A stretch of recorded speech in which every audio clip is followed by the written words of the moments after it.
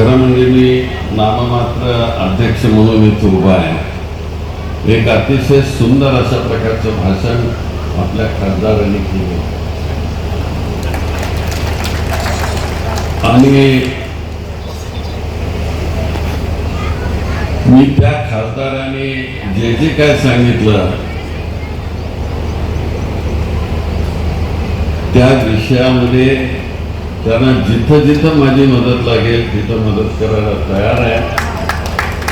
कारण तुम्हा सगळ्यांना माहिती आहे मी ह्या सगळ्या पद्मशाली विभागामध्ये त्यावेळेस लहानपणापासून फिरत होतो.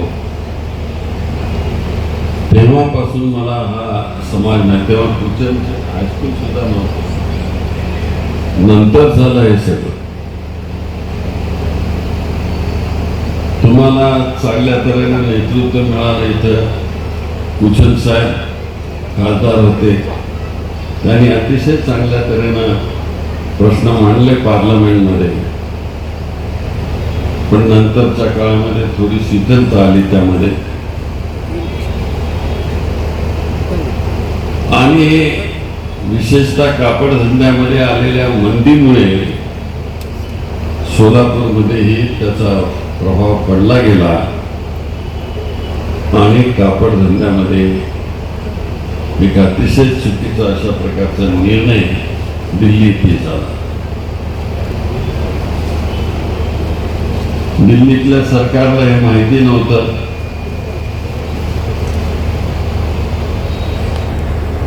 की माझ्याकडे त्यावेळेस होम मिनिस्ट्री होती आणि इथं प्रधानमंत्री म्हणाले कि होम मिनिस्ट्री तो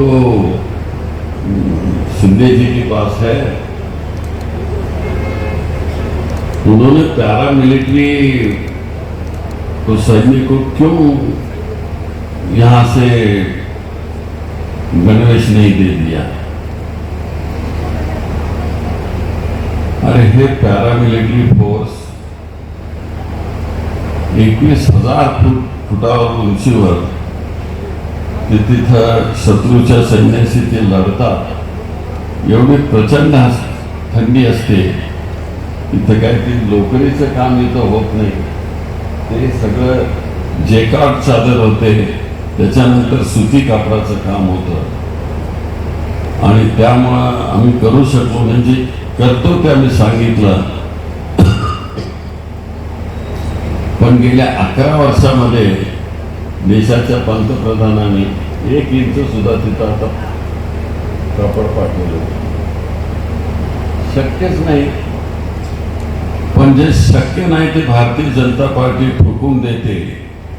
जसं उदाहरण इथं सोलापूरच्या विमानतळाचं प्रणितीताईंनी सांगितलं ते तसंच ते करतात आणि आता 11:30 वाजता उद्घाटन होणार.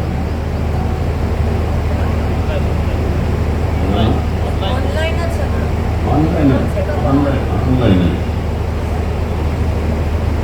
आणि ते ऑनलाईन असलेलं अंडरलाईन कधी होईल सांगता येत नाही. तर असं प्रणितीने खूप चांगलं भाषण केलं. तुम्ही विसरू नका, उद्या येणाऱ्या निवडणुकीमध्ये अतिशय महत्वाचा मुद्दा प्रणितीताईंनी सांगितला आणि तो सर्व धर्म समभावाचा मुद्दा आहे. आतापर्यंत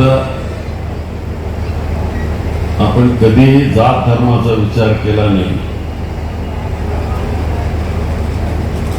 हे कोण काय सांगत असेल तुम्ही दहशतवादी वगैरे म्हणून त्यांना उल्लेख केला.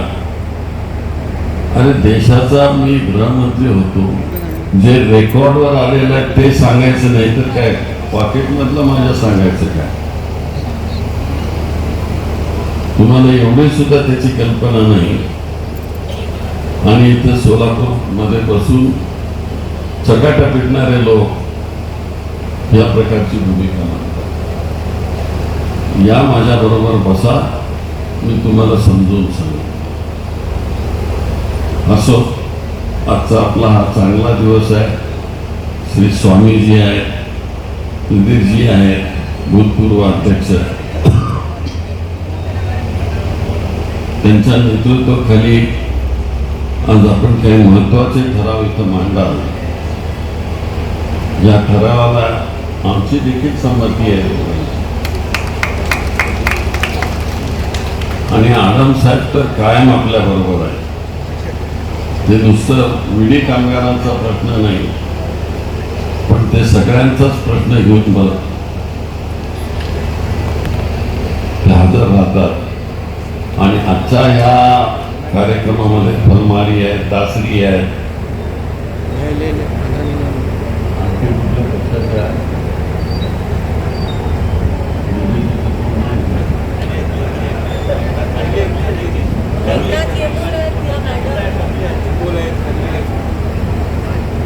आहेत म्हणतात. पण असं जर सगळे जर मिळून समाजाचे प्रश्न सोडवता आले तर सोडवले पाहिजे हा मताचा आहे. समाजाच्या प्रश्नामध्ये तुम्ही आपले निरनिराळे गट करू नका. एकीने हा प्रश्न सुटेल आणि उद्याच्या निवडणुकीमध्ये पुन्हा एकदा आपण एकसंघ होऊया आणि आपल्या सोलापूरकरांचे, विणकरांचे, बिडी कामगारांचे प्रश्न सोडून घेऊया. याबद्दल मी तुम्हाला मनापासून शुभेच्छा देतो.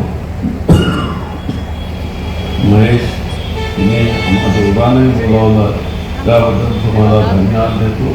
मी पूर्वी एकदा तुम्हाला आलो होतो, त्या सुशील रसिक सभेमध्ये एकदा होता. आज इथं चांगल्या ठिकाणी समारंभ होतोय, त्याबद्दल तुम्हाला मनापासून धन्यवाद देतो, शुभेच्छा देतो आणि यशस्वीतेसाठी तुम्हाला शुभकामना. जय हिंद, जय महाराष्ट्र, जय मार्केंडे. देश विदेशातील प्रत्येक घडामोडींचे लाईव्ह अपडेट मिळवण्यासाठी आता साम टीव्हीच्या सर्व सोशल मीडिया प्लॅटफॉर्मला लाईक, फॉलो आणि सबस्क्राईब करा. तसंच सर्व नोटिफिकेशनसाठी बेल आयकॉन प्रेस करायला विसरू नका.